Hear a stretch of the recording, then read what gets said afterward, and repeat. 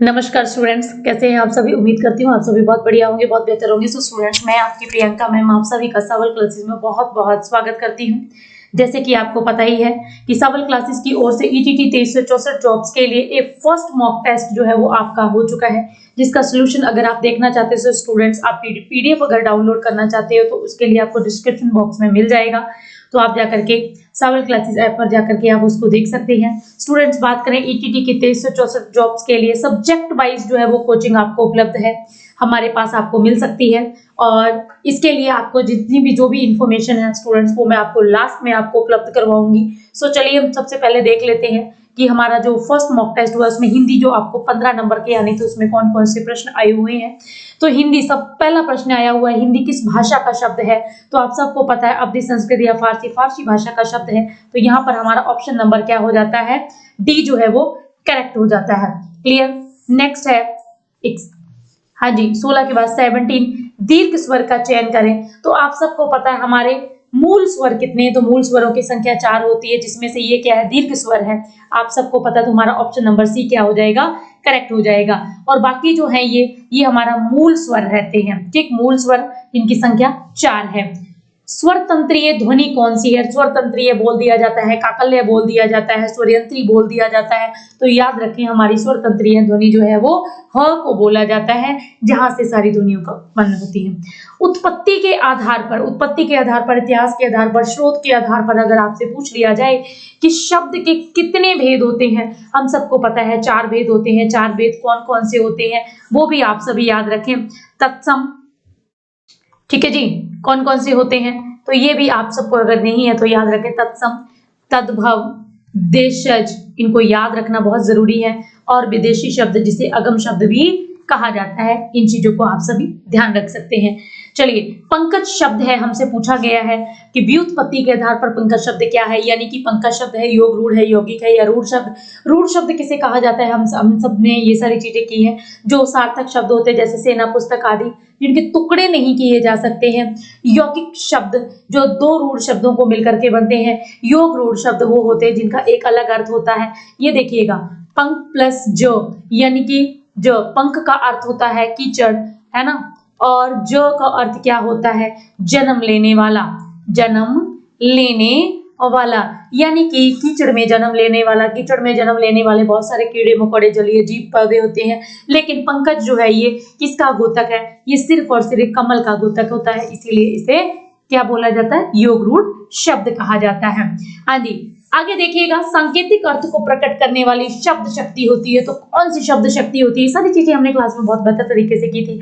अगर हमें पता, सांकेतिक यानी कि साधारण अर्थ का बोध कराने वाली शब्द शक्ति अविदा शब्द शक्ति होती है। तो हमारा ऑप्शन नंबर बी जो है यहाँ पर करेक्ट हो जाएगा। सर्वनाम के कितने भेद होते हैं, 4, 5, 6 या 8 भेद होते हैं। तो हमें पता है कि 6 भेद होते हैं। कौन कौन से होते हैं ये सबने पढ़ा हुआ है।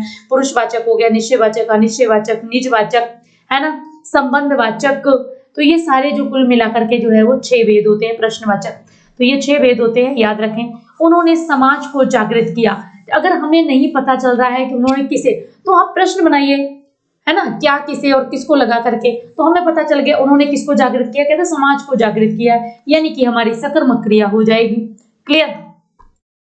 थोड़े को अंडरलाइन किया हुआ है, थोड़े गेहूं बिखर गए। रेखांकित शब्द में हमें विशेषण का चुनाव करना है कि कौन सा होगा। तो संख्या की तो बात ही नहीं आ रही है, निश्चित और अनिश्चित से लेना देना ही नहीं है। एक ही हमारे पास रह गया अनिश्चित परिमाणवाचक, ये हमारा करेक्ट हो जाएगा। कि कितने बिखरे ये नहीं पता। बारात शब्द का तत्सम चुनना होगा, विवाह, शादी, मंडली, अरे भाई नहीं, बर यात्रा कहा जाता है, याद रखिएगा। हाँ जी, अग्नि का विलोम चुने। तो तालाब, अमृत, इनसे कोई लेना देना नहीं, हमारा जल हो जाएगा, ये हमारा राइट शब्द हो जाएगा। अगला है आपका शुद्ध और अशुद्ध के बारे में प्रश्न पूछा गया है कि कौन सा शब्द जो है वो शुद्ध शब्द का चयन करना है। तो कवियत्री होता है, कवियत्री नहीं होता है, कवित्री। ठीक, कवियत्री नहीं होता, कवियत्री होता है, याद रखें, ये हमारा राइट हो जाएगा। अविकारी शब्द का भेद नहीं है। तो हम सबको पता है अविकारी शब्द जो होते हैं इनके 4 भेद होते हैं। 4 कौन कौन से होते हैं, विशेषण होता है, संबंध बोधक, विस्मयादि बोधक, समुच्चय बोधक होता है। और जो नहीं है यहाँ पर वो है आपका विस्मयादि बोधक है। ठीक, तो यहाँ पर क्रिया नहीं है।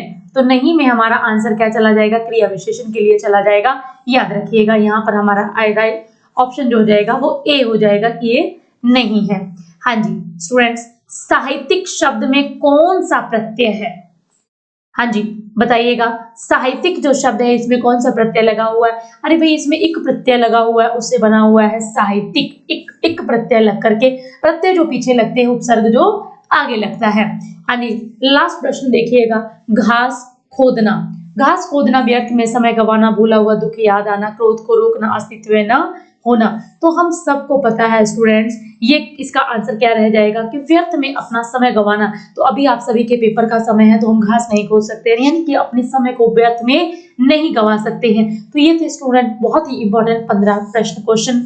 अब मैं आपको बताती हूँ कि हमारे पास स्टूडेंट्स अभी आप कोचिंग ले सकते हो, उसकी फीस स्ट्रक्चर के बारे में सारा कुछ आपको बता देती हूँ। अगर आप एक सब्जेक्ट के कोचिंग लेना चाहते हो तो उसका चार्ज 1500 रुपए रहेगा। अगर आप कोई भी 2 सब्जेक्ट लेना चाह रहे हो ईटीटी के तो उसका 2500 रहेगा। अगर आप 3 सब्जेक्ट ले रहे हो तो 3000 हो जाएगा। 4 सब्जेक्ट की अगर आप कोचिंग लेना चाहते हो तो 3500, और 5 सब्जेक्ट अगर आप ले रहे हो तो 4000। अगर आप फुल कोर्स हमारे पास ज्वाइन करना चाहते हो तो इसमें लाइव क्लासेस रहती हैं आपकी, तो याद रखिएगा उसकी कुल फीस जो है वो 5000 रहेगी। स्टूडेंट्स पेपर के रिगार्डिंग, फीस के रिगार्डिंग, पेड ग्रुप के रिगार्डिंग, अपनी क्लास के रिगार्डिंग आप किसी भी तरह की कोई भी इंफॉर्मेशन लेना चाहते हैं तो आप अपने प्रिय आदरणीय दीपक सर और साहिल सर को कॉल कर सकते हैं। उनका कॉन्टैक्ट नंबर कुछ इस प्रकार है 95 693 600 9988832392। तो इन नंबर्स पर आप कॉन्टैक्ट करके तसल्ली बख्श अपनी सारी इंफॉर्मेशन को प्राप्त कर सकते हैं। चलिए मैं आपको एक थोड़ी सी और जो इंपॉर्टेंट बात है वो बता देती हूँ। स्टूडेंट्स हमारे पास सब्जेक्ट वाइज कोचिंग भी उपलब्ध है, आप आ सकते हैं, कोचिंग ले सकते हैं। ऑनलाइन कोचिंग रहेगी स्टूडेंट्स इसमें, लेकिन याद रहे इस कोचिंग में आपको जो है रिकॉर्डेड क्लासेस मिलेंगी, कंप्लीट क्लासेस होंगी। इसमें सोचने समझने की कोई वो नहीं है, गुंजाइश नहीं रखी गई है कि ऐसा नहीं है कि रिकॉर्डेड मिलेंगी, कम मिलेगा ज़्यादा मिलेगा।